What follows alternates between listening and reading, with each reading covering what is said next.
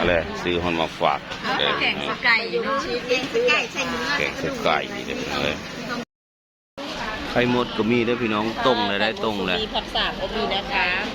มีฮอตผักสาบอ่ะเอาแม่ค้ากระงามอ่ะนี่อ้าวนักร้องใต้ดินก็มีจักรจันทร์ก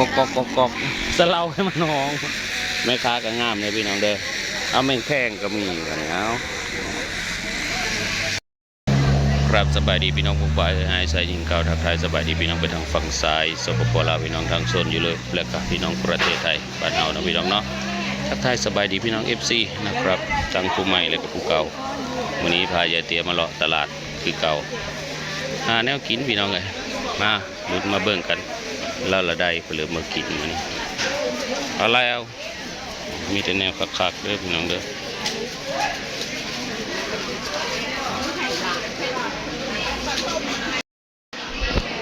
เรากำลังประชุมกำลังถามเอาไม่ยังอันนี้เมงขนุนตัว50 บาทพี่น้องโอ้เรามาถามซื้อเห็ดเมิดแล้วเห็ดเมิดแล้วล่ะมีแมงขนุนใหญ่บ่สิเด้ไปทางเรือบาทนี้วันนี้ผมอยู่ที่ตลาดหนองสังตำบลหนองสังอำเภอนาแก่จังหวัดนครพนมเอามีหอดหวกได้พี่น้องมีหวกมีไข่มดเยอะเตี้ยเห็นขนมแล้วไม่ค้าก็งามได้ไม่ค้าก็เลยซื้อยายซื้อโอเคไปเลาะต่อพี่น้องเลาะต่อของขายกะของป้าพวกมีอยู่ได้พี่น้องแต่ใกล้หางมีแมนใกล้ป่าเลยนะใกล้บ้านพี่น้องไก่ที่ตัวงามมาขีดอันนี้แมนเปลือกนี่โอ้ขี้ยางเนี่ยอ่อยไฟปลาหมึกแห้งอะไรเราขายเปลือกโอ้นั่นก็จักรจันทร์มีจักรจันทร์มีแมงแคงซื้อว่าแมงแคงเบิ่งดูสิเด็แมงแคงตกจากบ้านแมงแคงนี่นะยังไม่20เอ้า50จ้ามันคือเสียชีวิตเบิดแหละมันเป็นแมงแคงนกเย็นค่ะโอ้แมงแคงนกเย็นเสียชีวิตเบิดแหละแต่ว่าเห็ดหอมนะคะนี่มาหาแม่ค้าจักจันพี่น้องโอ้ไข่มดแล้วก็ตรงพี่น้องไข่มดแล้วตรงเลย50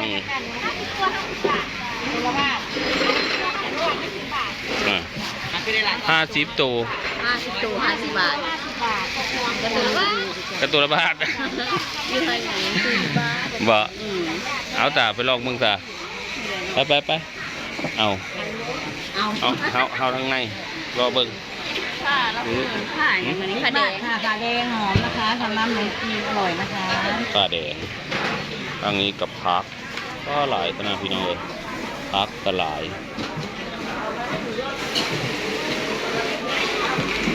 แม่ค้าโอ้เดี๋ยว50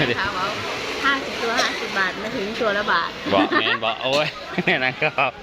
เอ้าอันนี้แบบอันไข่ข้าวสารอันนี้โอ้เพิ่นแยกขายต่างหากไข่ข้าวสารอันนั้นไข่ต้มโอ้ตัวคักกับเห็นว่ายายโอ้ของต้งคักตาจักน้อยเพิ่นกำลังเสกตั้งนี้มา50 ตัว40 บาทมีหอดตัวละบาทตั้งเพิ่นมา50 ตัว50 บาทมีหอดตัวละบาทเนี่ยเลยหนอเอาดูสาวน้อยก็มีพี่น้องเอาเบิ่งเตี้ยอันนี้เอาบ่เอาไม่แข็งว่าจะกับมันเสียชีวิตไปเลยคุณจะเสียชีวิตตัวหอมนะคะบ่คุณจะเสียชีวิตคือยังหอมนี่เด้อเสียชีวิตตัวหอมนะคะเอาไม่แข็งหั่นล่ะแน่บ่แม่นเอาจักรจันทร์หั่นล่ะเพิ่นนับให้เลยพี่น้อง50 ตัว40 บาทอย่าเตี้ยหัว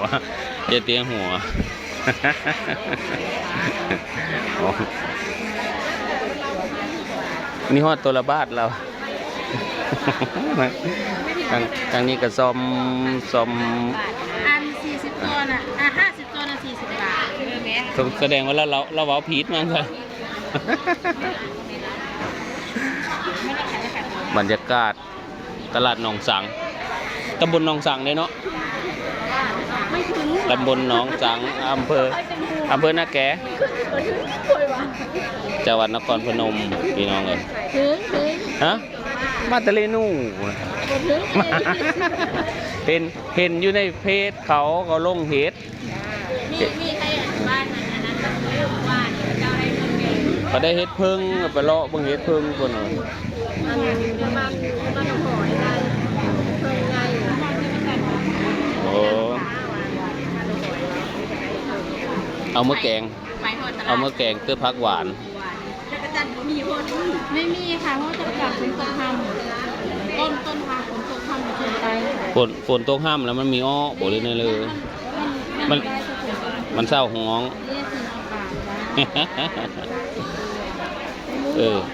เอามาแกงเตื้อผักหวานเพิ่นบอกตัวนี้บ่ถึกตัวละบาทแม่น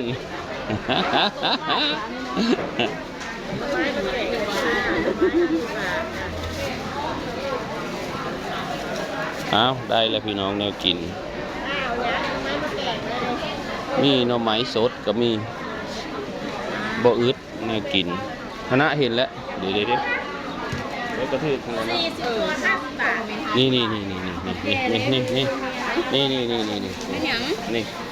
วปลาน้อยเอาถุงนึงบ่เอาถุงนึงเอา2 ถุงรวดไปเสื้อตู้เย็นไว้มันเงินอยากได้มาโอ้ยันเราบ่มีป่าเอ็ดนะโอเคได้แล้วพี่น้อง2 อย่างแล้วส้มปั่นน้อยเพิ่นมาหาแนวกินจุง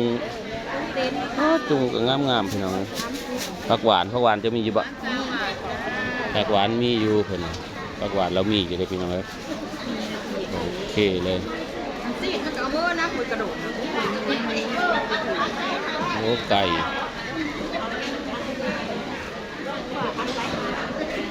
ลุยต่อพี่น้องเราเอาเพิ่นเอสไปเลยเพิ่นเอสไปเลยกันไปเบิ่งดูงมอยู่นะเป็นขายของแปลกวะเป็นขายของแปลกโอ้ยมันกินนู่นโอ้ยกระเด็นมันเพิ่นเลยเอามาฮอดทีแหละมาขายมันกินนู่นหรือมาซื้อโอ้มาซื้อเว้ยค่อยก็มาซื้อเฮ็ดค่อยไปเห็นบ่มีเฮ็ดบ่แม่นเฮ็ดอันนี้สบายใจละมาหอยก็มีแม่งกินนู่นเพิ่นไปเอามาสิแล้วเพิ่นคือหลายกระดอเด้น้ำพกเฮ็ดบ่มีแล้วแถวบ้านเฮานะเฮ็ดเพิ่นยังมีมาเนาะหรือว่าเพิ่นมีบ่ป้ามาเลาะทั้งทีนี่ก็มีลอตเตอรี่ก็มีมาเลาะพี่เลาะออกพี่เลาะออกพี่เลาะเบิ่งให้มันโถรางวัลก็มีพี่น้อง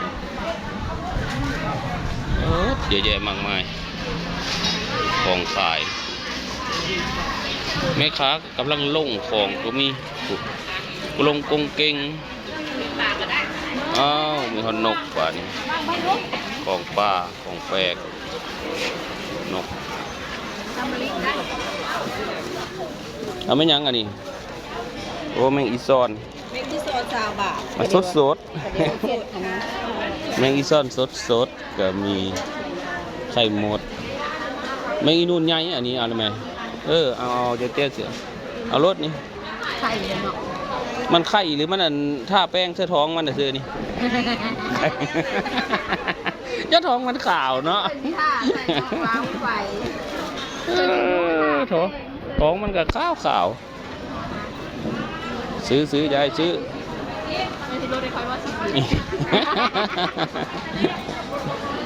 ซื้อจะไปคูดเด้อมันยากเด้อพี่น้องเด้อ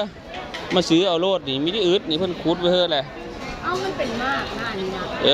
ผักซาบผักมะมันก็นึ่งกินทางอีนูน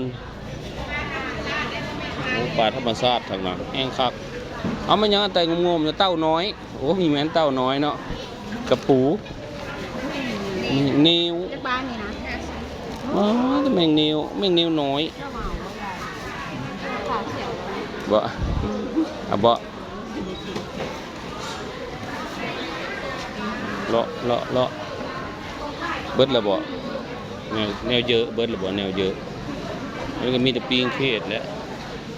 อันนี้ก็มีมีต่ออีกเฮ้ยแม่นเผื่อต่อเบิ่งต่อดูนี่ๆ ต่อเนี่ย ๆแล้วต่อนอนเว้นต่อขี้ขานอันนี้นะ เฮ้ยต่อนอนเว้นมันก็ใหญ่กว่า อันจะบาดอันนี้ นอนเว้นต่อนอนเว้น ต่อนอนเว้นต่อขี้ขาน ขามันก็นั่งหัวใหญ่ โอ้มันขึ้นหนอง มันก็อันนั้น มันขี้ขานมันมีอาหารกิน กินเลยจ่อย เลยก่อยมกละ20 บาทเลยลูกมีไงจักเทื่อ เพราะ หึ ซื้อไม่หมกน้อย เจ้าเยอะบ่ ถามมุกอาซีอันนี้อันนั้น มกน้อยมก20 บาทเจ้าเยอะบ่เจ้าเยอะก็ซื้อติล่ะ ติดมันแล้ว เบอร์ติ้วเนาะเอามก50รถ มันจะได้ถูกมาก เพิ่นเอาแล้วแต่เอาตัวนี้นะนี่เอาตัวนี้นั่นเอาตัวใหญ่โลดแล้วโลด เจ้าต้องผิดน้ำไฟสาม มองเดียว ไก่ยุ่งอันนี้ มองเดียว ปึ๊ก โอเคพี่น้องได้ละ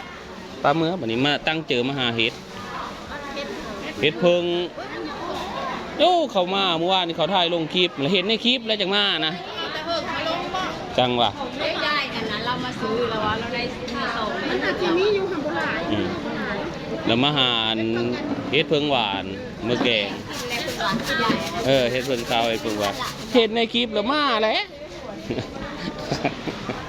โอเคพอแล้วไปมาพอมีน้องพี่น้อง